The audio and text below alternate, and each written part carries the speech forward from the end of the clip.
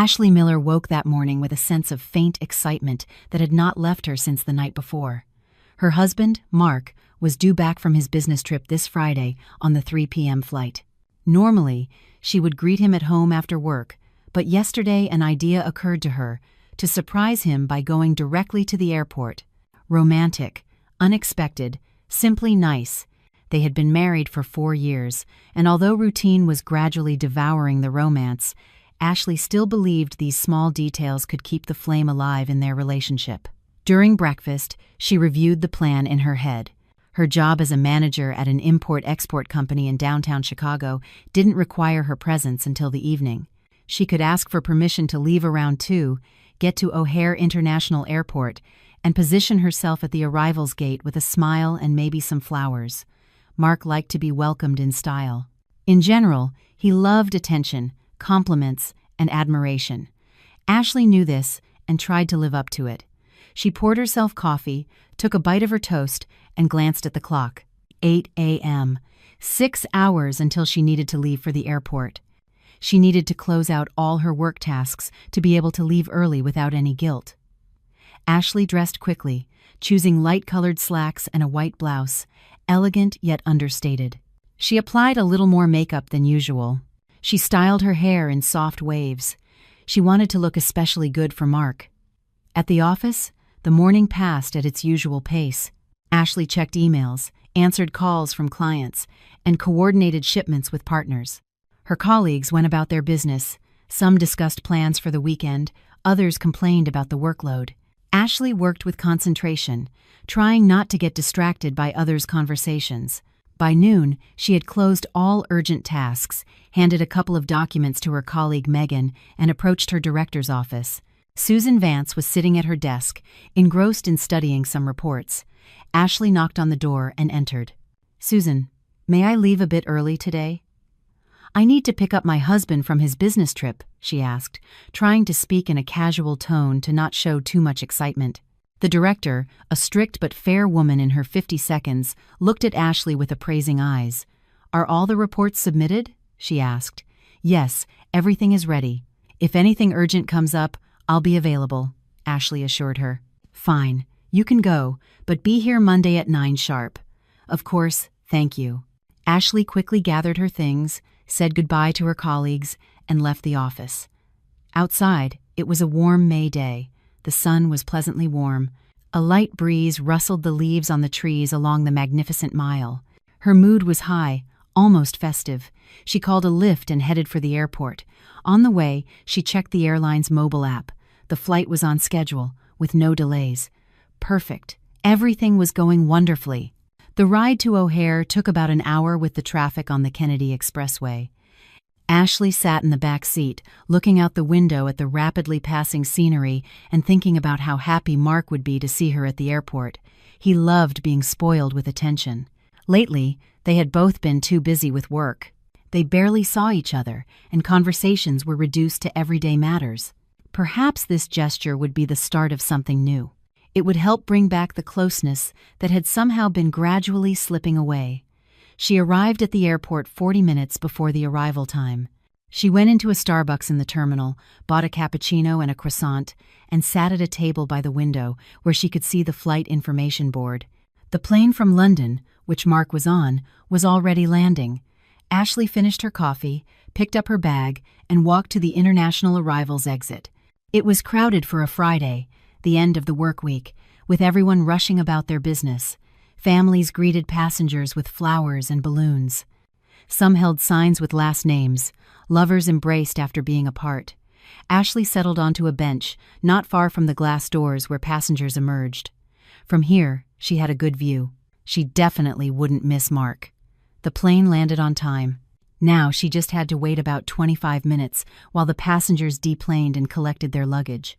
Ashley took out her phone and opened her text thread with Mark. His last message had come that morning. "Taking off. Will you pick me up at home?" She had replied then, "Of course, honey. I'll be waiting." Now she wanted to laugh. What a surprise this would be. Mark definitely wasn't expecting to see her here. The minutes dragged on slowly. Ashley watched the flow of people coming out of the arrivals area. Some ran toward their loved ones with open arms. Others walked confidently toward the taxi stand. Some just walked with their eyes fixed on their phones. Families with children, business people with briefcases, young couples. Life was bustling, and Ashley felt like a part of that movement. Finally, about 27 minutes after landing, she saw a familiar figure. Mark, tall, broad-shouldered, in a black leather jacket and dark jeans, with a small travel bag over his shoulder, his hair slightly messy, his face with a light stubble. This was exactly how he looked after business trips.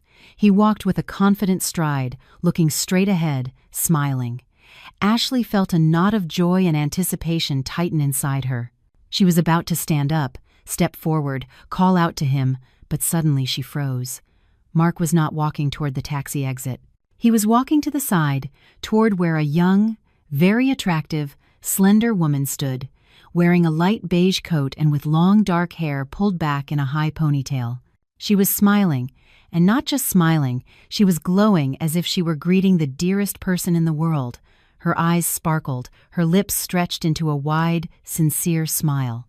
Mark walked up to her, and they embraced. Not formally, not like colleagues or acquaintances. They hugged the way people who have missed each other terribly hug. The woman pressed herself against him, burying her face in his chest. Mark held her tightly by the shoulders, like a loved one, leaned down, and whispered something in her ear. She laughed, running a hand through his hair, and they walked toward the exit together. Mark had his arm around her waist. She pressed herself against his side. They looked like a couple, like lovers. Ashley sat on the bench, feeling a chill spread through her body.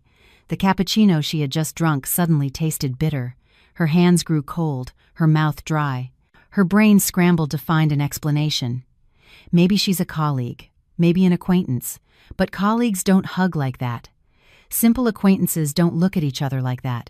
And the woman's smile, and the way Mark held her, everything screamed that there was clearly more between them than just a professional or friendly relationship. Ashley stood up, not taking her eyes off the receding couple. Something inside her broke, as if a taut string had snapped. She wanted to run up, grab Mark by the hand, and ask, "Who is she? What is going on?" But an instinct for self-preservation stopped her. If she approached him now, Mark would find an explanation. He had always been a master at getting out of awkward situations.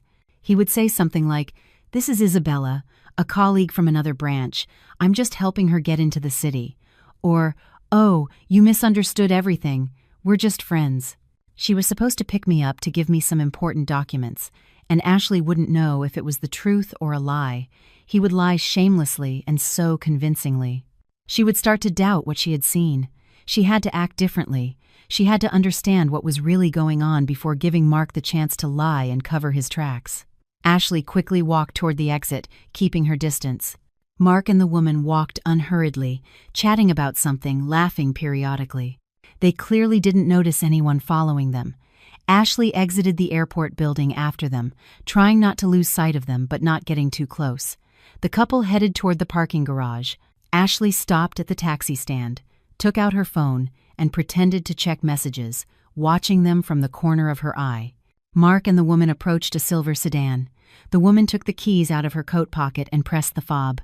The car's lights flashed. They got in, Mark in the front passenger seat, the woman behind the wheel. So it was her car. Ashley walked up to the first available taxi driver, an older man with a gray mustache and a kind face. "Can you follow that car?"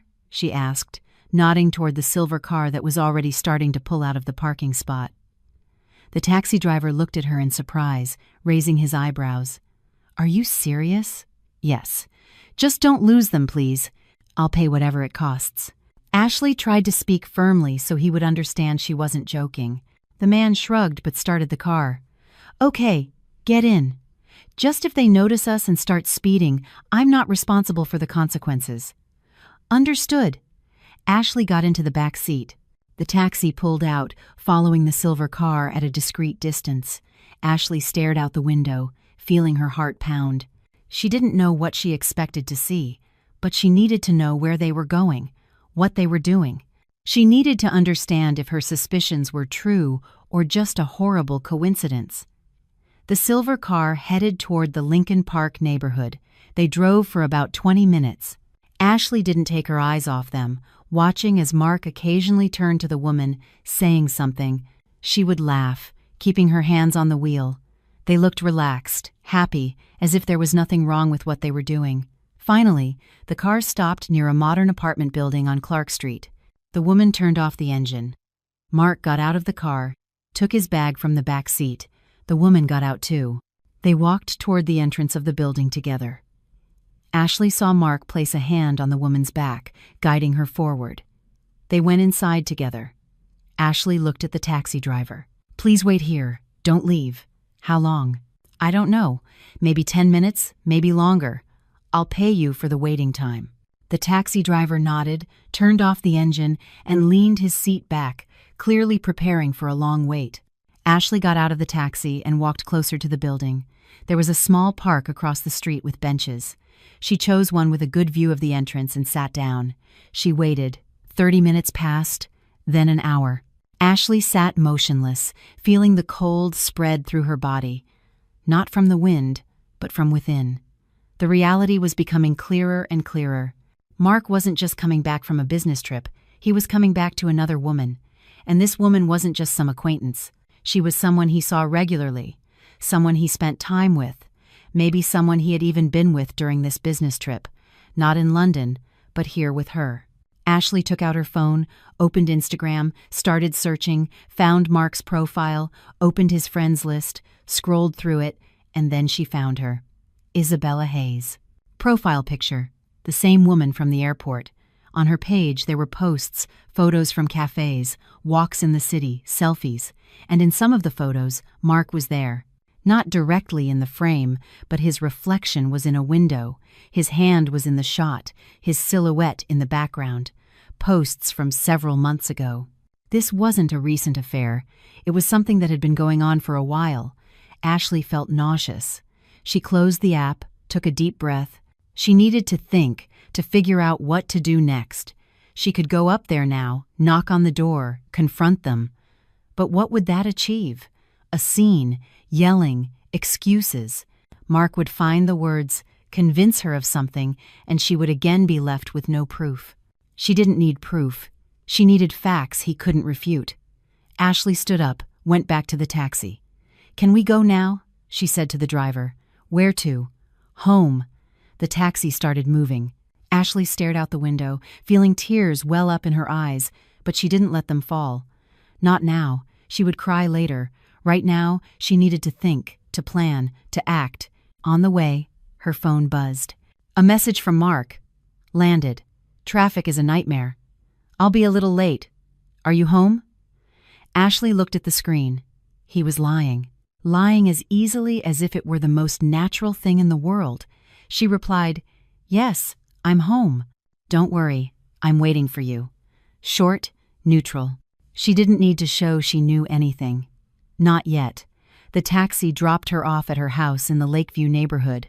Ashley paid, including for the wait, thanked the driver, and went up to her apartment. She opened the door and walked in. Everything was as usual, tidy, clean, familiar. But now this home no longer felt safe. It felt like a stage set where a happy life was being performed, a life that didn't actually exist. Ashley put down her purse, took off her shoes, and went to the kitchen. She needed to calm down, to gather her thoughts. She poured herself a glass of water, drank it in one gulp, then another. Her hands were trembling slightly. She sat down at the table, rested her head in her hands. She needed a plan. She couldn't just confront Mark unprepared. He was cunning. He knew how to twist words, how to get his way. If she simply told him, "I saw you with that woman," he would find an explanation. He would say she was a colleague, a friend, someone who needed help, and Ashley would have no way to prove otherwise. She needed something more. She needed irrefutable proof, and she needed to know exactly what to do next. Ashley stood up, went to her laptop, turned it on, opened the browser, and started searching for information about divorce in Illinois, about how to protect herself in case of infidelity, about the division of assets. She read articles, forums, lawyers' consultations. Gradually, a picture began to form. If she decided to divorce, she was entitled to half of all marital assets. The condo where they lived had been bought 3 years ago, during their life together. The car, too. The savings in their joint accounts, all of it would be divided equally, but there were nuances. Mark could try to hide money, transfer funds to accounts she didn't have access to, make financial moves before she filed for divorce. Ashley checked their online banking. Joint account, about $15,000. Her personal account, about $8,000. It wasn't much, but it was something. She decided to transfer her personal money to another account, at a different bank, just for safety. If Mark decided to do something with the money, at least her share would be safe. She made the transfer. Then she started gathering documents. The marriage certificate, the deed to the condo, the car title, bank statements, everything she might need. She made copies, scanned them, and uploaded them to a secure cloud drive. If Mark tried to destroy or hide documents, she would have backups. Then she took screenshots of Isabella's Instagram profile, all the photos where Mark appeared, all the posts that mentioned meetings or outings. Ashley archived everything, saved it in a separate folder. This was evidence. If the time came, she would use it. She spent almost 2 hours doing this. When she was done, she felt calmer. She had a plan. She knew what to do. Now she just needed to wait for the right moment. The phone buzzed again. "Mark, I'll be there in an hour. Want me to pick anything up on the way?" Ashley looked at the message. He was acting as if nothing had happened, as if he had just left the airport and was in a cab, as if he hadn't spent the last few hours in another woman's apartment. She replied, "No, thanks. We have food. Neutral, emotionless. Perfect." Ashley got up, went to the bathroom, looked at herself in the mirror. Her eyes were red, her face pale. She needed to pull herself together. She couldn't let Mark see that something was wrong. She turned on the tap, splashed cold water on her face, combed her hair, touched up her makeup. When she looked in the mirror again, she looked almost normal. A little tired, but that was understandable. It had been a long day at work. She left the bathroom, went to the living room, turned on the TV, and sat on the couch. She needed to seem relaxed, like on any other day. As if she knew nothing. An hour later, she heard the sound of a key in the lock. The door opened. Mark walked in, his travel bag over his shoulder, smiling. "Hey, honey. I'm home," he said cheerfully, as he always did after a trip. Ashley turned to him, forced a smile. "Hi. How was the flight?" "Good, no problems." Though the traffic from the airport was terrible, took forever to get here. A lie. A complete lie. But he said it so naturally, with such conviction, that it could almost seem true. "I'm glad you made it back safely," Ashley said, keeping her tone light. Mark dropped his bag, came over to the couch, leaned down, and gave her a kiss on the cheek. Ashley forced herself not to pull away. She couldn't show any rejection. "Have you eaten?" he asked. "Not yet. I was waiting for you." "Perfect." "I'm starving. Is there anything to heat up?" "Yes. I made soup yesterday. I can warm it up." "Excellent." Ashley got up, went to the kitchen. Mark followed her, sat down at the table. He started talking about his trip, about the meetings, the clients, about how they had closed a big deal. He spoke with enthusiasm, with details. It seemed genuine, but Ashley knew it was all a performance. A well-crafted lie. She heated the soup, served it to him. He ate with gusto, continuing his story. Ashley listened, nodded, asked the right questions, playing her part. She realized she was doing it quite well. After dinner, Mark went to take a shower. Ashley stayed in the kitchen, washing the dishes. Her hands moved automatically while her mind kept racing. How long had this been going on? How many times had he lied? How many business trips had really been meetings with Isabella? Mark came out of the bathroom, went to the bedroom. Ashley finished the dishes, dried her hands, and went to the bedroom too. He was already in bed, the TV on, flipping through channels. "Are you okay?" he asked without looking at her. "You seem a little tired." "Just a long day at work," Ashley replied, sitting on the edge of the bed. Well, get some rest. Tomorrow is Saturday. You can sleep in." "Yes." Ashley changed her clothes. She got into bed. Mark was still watching TV. Eventually, he turned off the light on his side. He turned to his side of the bed. Ashley turned too, her back to him. She closed her eyes, but sleep wouldn't come. She listened to his breathing, to every sound he made, and felt the anger building inside her. Anger, pain, humiliation, all mixed into a tight ball in her chest. But she didn't cry. She wouldn't do that. She wouldn't give him that satisfaction. Instead, she started to plan. Plan how she would confront him. Plan how she would divorce him. Plan how she would take her life back. And as she lay there in the dark, next to the man who had betrayed her, she made a decision. She would not be a victim. She would not let him break her. She would stand up, she would fight, and she would win. Because she deserved it. She deserved better than this. She deserved truth, respect, and dignity, and she was going to get it, no matter what it took. Saturday dawned, sunny. Ashley woke up early, despite having slept little. Mark was still asleep, snoring lightly.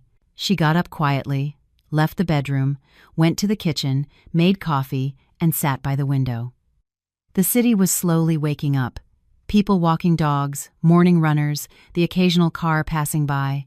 Ashley picked up her phone, searched for divorce lawyers in Chicago, and found several with good reviews. She chose one, Daniel Shaw, a specialist in divorce cases involving infidelity.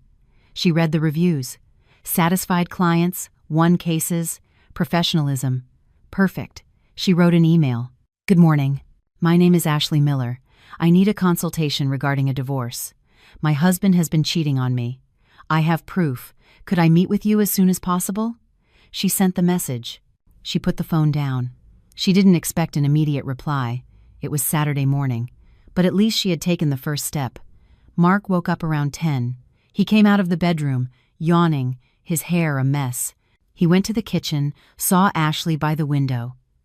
Morning, he said, reaching for the coffee. Morning. You've been up for a while.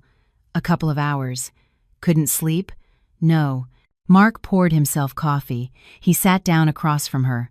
Something bothering you? Ashley looked at him. He seemed genuinely concerned. Such a good actor. Just thinking about work, she lied. It's Saturday. Don't think about work. Easy for you to say. Mark shrugged, sipped his coffee. He didn't press the issue. It probably suited him for her to be worried about work and not something else. What are your plans for today? He asked. Nothing special. Maybe do some cleaning, watch a movie. And you? I was thinking of going to the gym. Then maybe meet up with Chris for a few beers. Okay. Silence. Awkward. Tense. Ashley felt it, but she did nothing to ease it. Let him feel uncomfortable. Let him wonder if something was wrong. They had breakfast in silence. Then Mark showered, got dressed, and grabbed his gym bag. I'm heading out. I'll be back in a few hours. Okay. He left. Ashley waited until she heard the door close. Then she went to her computer, opened her email. There was a reply from Daniel Shaw. Good morning, Ashley. I can meet with you on Monday at 10 a.m. My office is on Michigan Avenue, number 45, third floor. If that works for you, please confirm. Ashley replied immediately. Perfect. See you on Monday at 10. She closed the email, feeling a sense of relief. On Monday, she would have answers. She would know exactly what steps to take. She spent the rest of Saturday cleaning, organizing, trying to keep herself busy. Mark came back in the afternoon, as he had said. He seemed relaxed, in a good mood. He talked about the gym, about Chris, about plans for the upcoming week. Ashley half listened, nodding when necessary. They had dinner together, watched a movie. Mark tried to get closer to her on the couch, put his arm around her. Ashley subtly moved away, saying she was cold and needed to get a blanket. He didn't insist. The night passed. Sunday, too. 2 days of pretending everything was fine. 2 days of acting. By Sunday night, Ashley was exhausted, but she was also determined. Monday would change everything. On Monday morning, Ashley woke up early. Mark was still asleep. She showered, dressed carefully. Gray pantsuit, white blouse, heels. Professional, serious. She looked at herself in the mirror. She looked confident, good. She left the apartment without waking Mark, took the L train, and arrived at Daniel Shaw's office 10 minutes before her appointment. The building was modern, professional. She went up to the third floor, found the office. The receptionist greeted her with a smile. Ashley Miller. Yes, Mr. Shaw is expecting you. This way, please. She led her to an office. Daniel Shaw stood up from his desk. A man in his 42nd, dark suit, glasses, a serious but kind expression. He shook her hand. Mrs. Miller, welcome. Please, have a seat. Ashley sat down. Daniel returned to his chair, folded his hands on the desk. So, you mentioned in your email that your husband cheated on you and that you have proof. Can you tell me more? Ashley took a deep breath, and she began to tell her story. She told him about last Friday, about her decision to surprise Mark at the airport, about seeing the woman, the hug, following them, about finding Isabella's profile on Instagram, the photos, the posts. She showed him the screenshots she had saved. Daniel listened attentively, taking notes. When Ashley finished, he nodded. I see. And what do you want to do? I want a divorce, but I want to do it the right way. I want to make sure I get what I'm entitled to, that he can't hide money or assets, and I want it to be fast. Okay, I can help you with that. First, let's talk about assets. What do you own together? A condo, bought 3 years ago. It's in both our names. A car, also in both our names. Savings in a joint account, about $15,000, and we have separate personal accounts, but I don't know how much he has in his. All right. In Illinois, all assets acquired during the marriage are considered marital property and are divided equitably, which usually means equally unless there's a prenuptial agreement that says otherwise. Do you have a prenup? No. Then everything is split down the middle. The condo is sold, and the money is divided. The car too, unless one of you wants to keep it and buy out the other. The savings in the joint account are divided. Personal accounts are trickier, but if you can prove that he transferred money from the joint account to his personal account to hide it, the court will take that into consideration. And how do I prove that? We request bank statements through the discovery process. If there are suspicious transfers, especially after the date you discovered the infidelity, that plays in your favor. Ashley nodded. That made sense. How long will all this take? It depends. If he agrees to the divorce and the division of assets, it can be done in a few months. If he resists, gets his own lawyers, contests the division, it could take 6 months or more. But eventually, the court will rule, and with the evidence you have, it's very likely to rule in your favor. Okay, now about the evidence. The screenshots are helpful, but they could be contested. We need something more solid. Do you have any witnesses? Someone who saw you at the airport and can confirm your story? Ashley thought. The taxi driver. The one who drove me while I was following Mark. Do you remember his name or the taxi details? No, but I have the receipt. The payment was through the app. I can get the driver's details. Perfect. Do that. If we can get the driver as a witness, that strengthens your case. Ashley made a mental note. Get that information. Is there anything else I should do? Yes. Don't tell your husband yet that you're seeking a divorce. The less he knows, the better. We will file the divorce petition without him knowing. By the time he's served with the papers, it will be too late for him to hide assets. We will also request a temporary restraining order to freeze the accounts and assets until the divorce is finalized. When can we file? I can prepare it today and file it tomorrow. Perfect. One last thing. My retainer is $3,000, which will cover the initial work on the case, unless it gets more complicated than expected. Are you okay with that? Yes. Excellent. Then I'll prepare the documents. I need you to sign some papers. Give me copies of the documents for the condo, the car, bank statements, and any other evidence you have. Can you get all that to me? Yes. I have it all digitized. I can email it to you right now. Perfect. Ashley took out her phone, sent all the documents. Daniel reviewed them on his computer, nodded. Everything is in order. I'll prepare the petition papers. You can come by tomorrow to sign them, and we'll file immediately. Thank you. This means a lot to me. You're welcome. You're doing the right thing. You deserve better than this. Ashley left the office feeling empowered. She had a plan. She had professional support. And soon, Mark would know that he couldn't get away with this. She went back to work. She focused on her tasks. In the afternoon, she looked up the details of the taxi from last Friday. She found the app, checked her history. There it was, the trip from the airport, the driver's name, his license number. Ashley saved all the information, sent it to Daniel. He replied quickly, "Perfect. I will contact the driver. Thank you." That evening, when Ashley got home, Mark was there as usual. They had dinner, watched TV, acted like a normal couple, but Ashley knew that this would soon be over, and she was ready. On Tuesday morning, she went back to Daniel's office. She signed the divorce petition, the papers for the restraining order. Daniel took them to the courthouse himself. By Wednesday, everything was filed. "Now we wait," Daniel said over the phone. "In a few days, a process server will deliver the papers to him. Be prepared for his reaction. He'll probably be furious. Don't get into a confrontation with him. If he tries to contact you, refer him to me. All matters of the divorce are handled through lawyers now." Understood. Ashley hung up, feeling a mix of relief and nervousness. The process was in motion. Now she just had to wait. The next few days were tense. Ashley waited for the moment Mark would be served. In the meantime, she acted normal at home, but her mind was constantly on the divorce. Friday came. Ashley was at work when she received a text message from Daniel. "Your husband has been served. Expect contact." Ashley took a deep breath. Here we go. She didn't have to wait long. 2 hours later, her phone rang. Mark. She ignored it. He called again. Ignored again.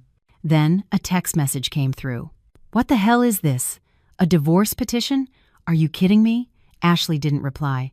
As Daniel had said, she would not engage in direct contact. Another text. "Answer me now." Ignored. More calls. All ignored. Finally, a voicemail. "Ashley, this is ridiculous. You can't just file for divorce without talking to me first.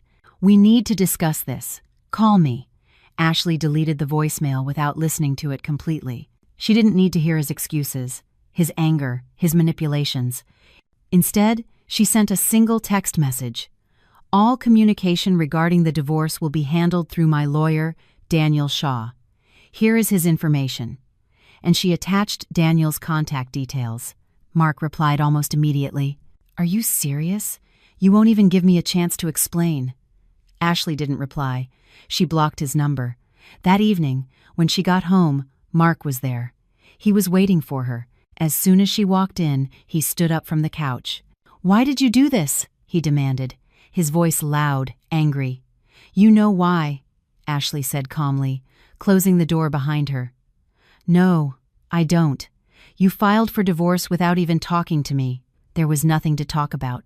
"Of course there was. You're being irrational. Whatever you think you saw, you're wrong." Ashley put down her purse, turned to face him. "I saw you, Mark, at the airport with that woman. I saw how you held her, how you left together. I followed you. I know where she lives. I saw her Instagram profile. I saw the pictures of you two together. I know everything." His face went pale. His mouth opened, closed, opened again. He was searching for words, but couldn't find them. That's not. "It's not what you think. Save it," Ashley said. "I'm not interested in hearing your excuses. I know the truth, and I'm divorcing you. The papers are filed, the restraining order is in place. You can't touch our assets, and in a few months, this will be over. You can't do this. I already have." Mark took a step toward her, his face red with anger. "You'll regret this. I'll hire my own lawyers. I'll fight you. You won't get anything from me." "You'll get exactly what I'm entitled to by law," Ashley said. "Half of everything, and there's nothing you can do about it. This is insane. You're insane. Think what you want.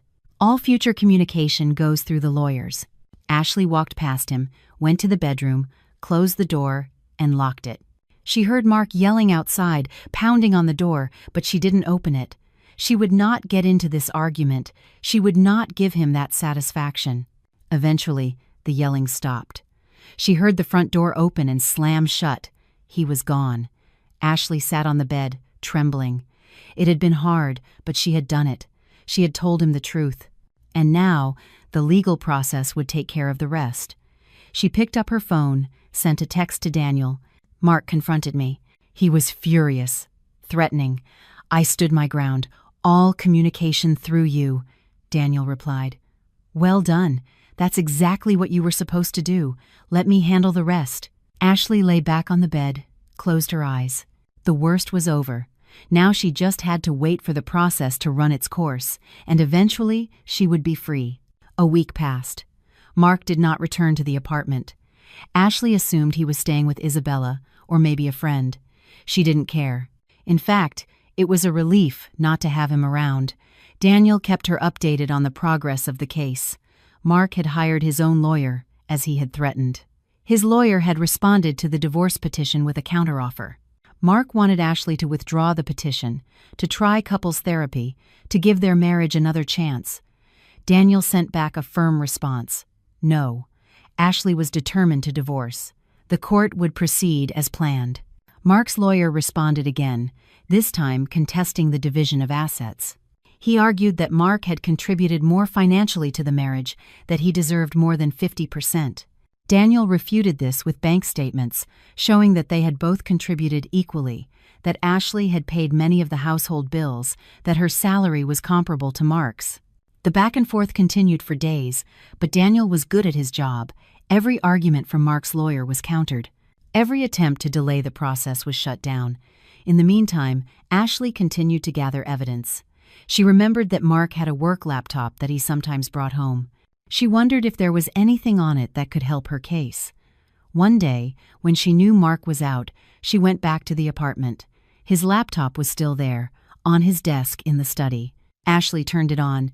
It needed a password. She tried several. Her birthday, their wedding anniversary, his mother's name. None of them worked. Then it occurred to her, Isabella. She tried Isabella 2021. No. Isabella Hayes. No. Then, Bella Love. The computer unlocked. Ashley felt a wave of nausea. Even his password was about her. She navigated through the files. She found a folder labeled Personal. She opened it. There were photos, dozens of photos of Mark and Isabella, at restaurants, on walks, in what looked like her apartment. Some were innocent, others not so much. Ashley forced herself to look, to save copies. This was evidence. Then she found emails, conversations between Mark and Isabella. She read a few, her stomach churning with every line. Mark telling Isabella he loved her, that he would leave Ashley soon, that he was just waiting for the right time, that Ashley was boring and predictable, and Isabella was everything he'd been looking for. Ashley saved all the conversations, copied everything to a USB drive, then sent copies to her email. She closed the laptop, wiped down the desk, and left the apartment, feeling sick but also victorious. Now she had irrefutable proof, not just of the infidelity, but of Mark's intentions. This would be useful in court. She sent everything to Daniel.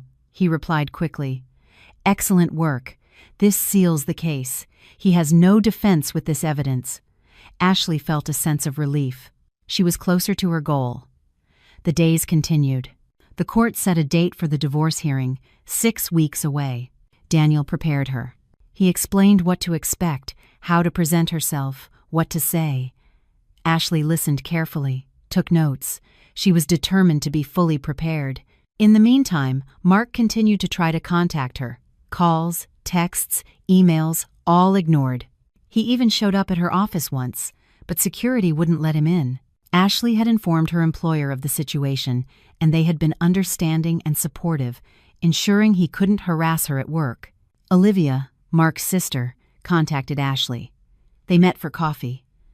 "I'm so sorry about all of this," Olivia said. "I was hoping Mark would grow up, but I guess I was wrong." "Thank you for your support," Ashley said. "It means a lot. I want you to know, I'm on your side.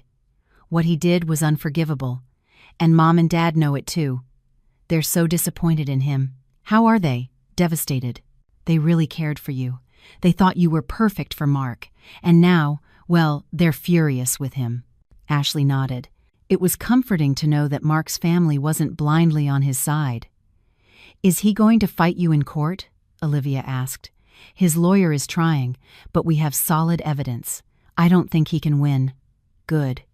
You deserve justice." They finished their coffee, said goodbye with a hug.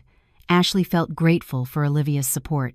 In the midst of all this chaos, it was good to know she wasn't alone. The weeks passed. The hearing date drew closer. Ashley felt a mix of nerves and determination. She was ready for this, ready to face Mark in court, to tell her story, to get what she deserved. The night before the hearing, Ashley barely slept. She went over her testimony in her mind, practiced how she would answer questions, how she would stay calm under pressure. When morning finally came, she got up, showered, and dressed in her best suit. Professional, confident, strong. That's how she needed to look. Daniel picked her up from her apartment. They drove to the Daly Center courthouse in silence. When they arrived, she saw Mark waiting outside with his lawyer. Their eyes met briefly. He looked tense, angry. She looked away, followed Daniel inside. The courtroom was small, formal. The judge, a woman in her 60 seconds with a stern expression, sat at the front. Ashley and Daniel sat on one side, Mark and his lawyer on the other. The judge called the court to order, and the hearing began. We are here today for the dissolution of marriage case of Ashley Miller versus Mark Miller. Mrs. Miller, please present your case. Daniel stood up, spoke on Ashley's behalf. He presented the evidence. The screenshots, the photos from Mark's laptop, the emails, the testimony of the taxi driver. He painted a clear picture of infidelity, lies, and betrayal. Mark's lawyer tried to object, to argue that the evidence was obtained illegally, but Daniel countered, pointing out that Ashley had a right to access the computer in their shared home, that she had not broken any laws. The judge listened to both sides, reviewed the evidence. Finally, she spoke. Based on the evidence presented, it is clear that Mr. Miller was involved in an extramarital affair. This constitutes grounds for dissolution. The court grants the dissolution of marriage. Regarding the division of assets, all marital property will be divided equally between both parties. The condo will be sold and the proceeds divided. The car will be sold and the proceeds divided. The joint bank accounts will be divided. Furthermore, Mr. Miller has been found to have attempted to dissipate assets by transferring funds to a personal account. These funds will be returned to the marital estate and divided equally. Mark jumped to his feet. This is unfair. She tricked me by going through my computer. Sit down, Mr. Miller, the judge said firmly. The decision is made. If you wish to appeal, you may do so through the proper channels, but for now, the divorce is final. Mark sat down, his face red with fury. Ashley felt a surge of relief. She had won. She had gotten justice. The judge banged her gavel. Case closed. Ashley and Daniel walked out of the courthouse. Outside, the sun was shining. Ashley took a deep breath, feeling as though a huge weight had been lifted from her shoulders. You did it, Daniel said, smiling. You won. Yes, Ashley said, smiling back. Yes, I did. But this wasn't the end. Ashley had one more plan. A plan that would ensure Mark faced the consequences not just legally, but socially. Ashley had won the divorce. The assets were being divided, the paperwork being finalized. In a few weeks, she would be officially single again. But she wasn't done with Mark. Not yet. She remembered something Daniel had mentioned during the case. Mark's birthday was in 2 weeks, and according to Olivia, Mark was still planning to celebrate it, apparently with no shame whatsoever. Ashley decided to use this. She decided that Mark's birthday would be the venue where the whole truth came out, where all his friends, family, and colleagues would know exactly what kind of person he was. First, she contacted Olivia. Olivia, I need your help with something. Of course. What do you need? Mark is still planning his birthday party. Yes. He booked a place at the signature room. Why? I want to go. And I want to tell everyone there what he did. There was a pause. Are you serious? Completely. He deserves for everyone to know the truth. Not just his close family, but everyone. His friends, his colleagues, everyone. That would be a huge scandal. I know. And he deserves it. Another pause. Then Olivia spoke. You're right. He does deserve it. Count me in. I'll help you. Thank you. Over the next few days, Ashley prepared. She organized all her evidence. Screenshots, photos, Emails, the taxi driver's testimony, the court's decision. She put it all into a clear, concise presentation, and she waited. The night of Mark's birthday arrived. Ashley dressed carefully, a sleek black dress, heels, perfect makeup. She looked stunning, confident, strong. She arrived at the signature room at the top of the Hancock Building around 7 p.m. The restaurant was upscale, with beautiful views of the city. Inside, the party was already in full swing. Mark was in the center of the room, surrounded by friends, laughing, drinking, clearly enjoying himself. When he saw her walk in, his laughter died. His face went pale. "What are you doing here?" he hissed, walking toward her. "I came to celebrate your birthday," Ashley said calmly. "You're not welcome here." "Oh, I think everyone here will be very interested in what I have to say." Mark grabbed her arm. "Don't you dare!" Ashley pulled away. "Get your hands off me." He let go, glaring at her with hatred. Ashley walked past him. She walked to the front of the room, where there was a small stage with a microphone. She picked it up, switched it on. "Good evening, everyone," she said, her voice clear and steady. "My name is Ashley Miller, and I'm Mark's wife. Or rather, his ex-wife, since our divorce was just finalized." The room went silent. All eyes were on her. "I know many of you are wondering why we got divorced. Mark has probably told you his version of the story, but I'm here to tell you the truth." She paused, looked around the room. She saw Mark's parents, Vince and Nancy, staring at her in shock. She saw Olivia nodding in support. She saw Mark's colleagues, friends, all waiting. "Mark cheated on me for at least 8 months with a woman named Isabella Hayes. I have proof, photos of them together. Emails where he tells her he's going to leave me for her. Conversations where he calls me boring and predictable. All of it was presented in court, all of it verified, and the court ruled in my favor. There were murmurs around the room. Mark was standing near the stage, his face red, his fists clenched. But that's not all," Ashley continued. "Mark also tried to hide money. He transferred funds from our joint accounts to a personal account, thinking he could trick me, leave me with nothing. But the court discovered this too, and ordered the money to be returned and divided equally." More murmurs. Some of the guests started taking out their phones, recording. "I want you all to know this, because Mark is good at lying. He's good at manipulating, but he's not as good as he thinks. And he deserves for everyone to know his true character." Ashley stepped off the stage. The room was in total silence. Mark was staring at her with absolute hatred, but he said nothing. What could he say? Everything Ashley had said was true, and he knew it. Vince walked up to his son. "Is this true?" he demanded. Mark didn't answer. "Answer me. Did you cheat on your wife? Did you try to steal from her?" It's complicated." "It's not complicated. It's simple. Either you did it, or you didn't." "Yes.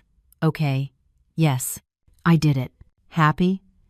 Vince shook his head in disgust. "You're a disgrace. A disgrace to this family." He turned and walked away, Nancy following him. Other guests started to leave too, muttering to each other, shooting looks of disgust at Mark. Olivia came up to Ashley, gave her a hug. "Well done," she whispered. Ashley nodded, feeling exhausted but victorious. She had done it. She had exposed Mark for who he really was, and now everyone knew. She walked out of the restaurant, the cool night air refreshing. She felt lighter than she had in months. The weight of the betrayal, the secrecy, the pain, it had all been lifted. Now, she could move on. Olivia caught up with her outside. "Where are you going?" she asked. "Home, I guess. Come with me. Stay the night. You shouldn't be alone after this." Ashley nodded gratefully. "Thank you." They went to Olivia's apartment. She made her tea. They sat on the couch, talking for hours. Olivia told Ashley about her own experience with betrayal in a past relationship, how she had moved on, found happiness again. "It will pass," Olivia said. "The pain will lessen. And eventually, you'll find someone who deserves you, someone who will treat you right." "I hope you're right," Ashley said. "I am. Trust me." Ashley stayed at Olivia's apartment that night. In the morning, she went back to her own apartment. Mark wasn't there. He had probably stayed somewhere else, ashamed to face anyone after last night's scandal. Ashley packed her things, moved into the rental apartment she had secured. It was small, but it was hers. A new beginning. 3 months passed. The condo and the car had been sold, the money divided. Ashley received her share, about $50,000, which she deposited into her new bank account. It wasn't a fortune, but it was a start. The scandal at Mark's birthday party had spread like wildfire. Everyone in their social circle now knew the truth. Many had cut him off completely. His reputation was ruined. Isabella, the mistress, had also disappeared from his life. According to Olivia, when Isabella found out that Mark had lied to her about already being divorced, that he had in fact tried to steal from Ashley, she ended things immediately. Mark was alone. Ashley, on the other hand, was thriving. Her boss, impressed with her handling of a difficult situation, had offered her a promotion. She was now a senior manager with a 30% raise in her salary. She accepted, happy to have something to focus on, something to give her purpose. She also started socializing again. She joined a gym, met new people, reconnected with old friends she had neglected during her marriage. Slowly, her life was filling up with good things again. One day, months after the divorce, Ashley was having coffee with a friend when her phone rang. It was an unknown number. She hesitated, then answered. "Hi, Ashley. It's Vince, Mark's father." Ashley hadn't spoken to him since the night of the birthday party. "Hi, Vince. How are you?" "I'm well, thank you. I'm calling to apologize. For Mark, for everything you went through. Nancy and I are ashamed. We raised a better son than this. Or at least, we thought we did. It's not your fault, Vince. Maybe not, but we still feel responsible. And we wanted you to know that we care for you. We always did, and we're sorry for how things turned out. Thank you. That means a lot. How are you? Are you okay?" "Yes, I'm okay. Better than okay, actually. I'm moving on. I'm glad to hear that. You deserve to be happy, Ashley. Thank you." They hung up. Ashley felt touched by the call. It was good to know that Mark's family, at least some of them, still cared about her. The months continued to pass. Ashley grew stronger, more confident. She started dating again, though casually. She wasn't ready for a serious relationship. Not yet. But she enjoyed meeting new people, going out, living life. A year after the divorce, Ashley was sitting in her apartment, looking out the window at the city below. She thought about everything she had been through, the pain, the betrayal, the fight, but she also thought about the strength she had discovered in herself, the ability to fight back, to stand up, to rebuild. She didn't regret the divorce. In fact, she was grateful for it. It had shown her who she really was. It had shown her that she was stronger than she ever thought, and it had given her a chance to start over, to create the life she wanted, not tied to someone who didn't value her. Her phone buzzed, a text from a new friend from the gym, inviting her to dinner. Ashley smiled. She replied yes. She grabbed her jacket and walked out of her apartment, ready for whatever came next, because that's what she had learned, that life goes on, that the pain lessens, that the wounds heal, and that there is always, always a chance for a new beginning. You just have to be brave enough to take it. And Ashley was brave, braver than she had ever known she could be. As she stepped out onto the street, the sun was setting, painting the Chicago skyline in shades of orange and pink. It was beautiful, and Ashley felt, for the first time in a long time, truly happy. She had weathered the storm. She had come out the other side. And now, she was ready for whatever came next, ready to live, ready to love again, when she was ready, ready to be happy, because that's what she deserved. And finally, she believed it.